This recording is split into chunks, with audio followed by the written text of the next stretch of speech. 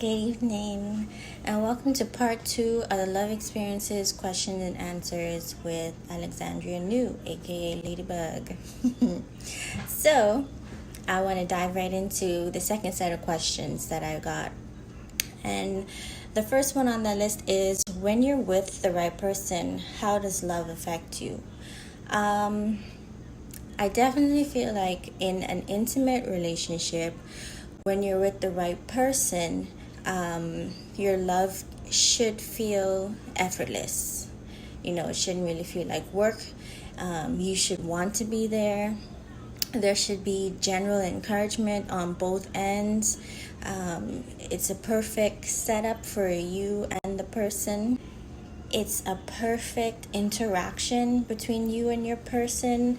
When I say perfect, I don't mean like everything is peaches and cream. I just mean that you have an understanding of what it is that your partner wants and expects from you, and you do your best to live up to that. And when you don't live up to that, there's definitely a heavy flow of communication happening. So definitely, when you're in love with the right person, and this is intimately, because I definitely don't believe that love is exclusive to one person in your life, but intimately, when you're in love with the right person, it should be a fact of joy. When you're with the right person, it should just feel effortless. It shouldn't feel like work. I definitely feel as though you meet challenges, you meet trials and tribulations, but the love is what helps you to fight on and keep moving forward, because this is your person. So those things may seem so big and so debilitating, but the fact that you have someone in your corner that's willing to go through it with you should make you feel as if, not necessarily as if it's a piece of cake, because love doesn't answer all your questions and all your problems, but it should make you have a peace of mind. My next question was a part 2 to the first question, and they pretty much wanted me to give an examples of how I'm usually affected by love. And when I'm affected by love, I have a tendency to want to get to know you. So I ask a lot of questions. I have a tendency to like to make you smile, if that's possible. I joke around a lot. I'm a little goof. And one of the serious things is that I always want to be open and try to speak about what is going on with me as best as I can. I'm not perfect with these things, but those are some of the things that usually happen with me when I find myself falling in love with someone.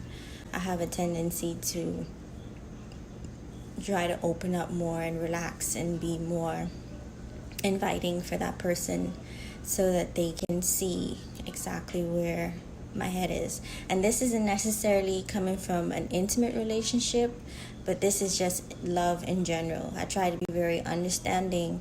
I try to be open-minded, and I try to accept you for who you are, regardless of what it might be.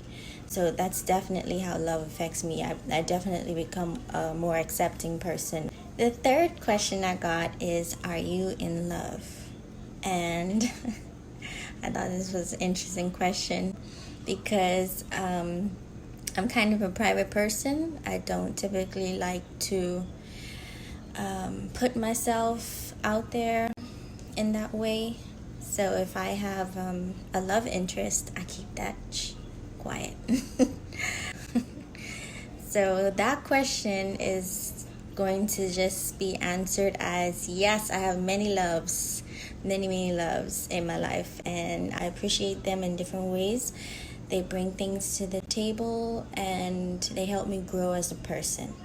So in regards to an intimate love, I'm gonna keep that private. That's nobody's business but my own. Okay, so the next question that we have is going to be, This question actually came from a small conversation that I had with one of my friends. And it led me to ask this question. And I wanted to also be able to say this question in particular, I would like to get some feedback on. So the question is, can you have love without trust? So this question for me was a little bit tricky because I definitely know there were instances where I had been, I would say, betrayed or let down or hurt in relationships. And it never really stopped me from loving the person, whether I stayed with them or not. I still had a caring attitude towards them. I didn't necessarily feel as if I hated them afterwards. And I think because of that, I want to say that it is possible for you to love someone without trusting them. I definitely feel like this is where self-love comes into play a lot, because if you do realize that you're in love with someone and they've done something to betray your trust, it's very difficult to stop loving them.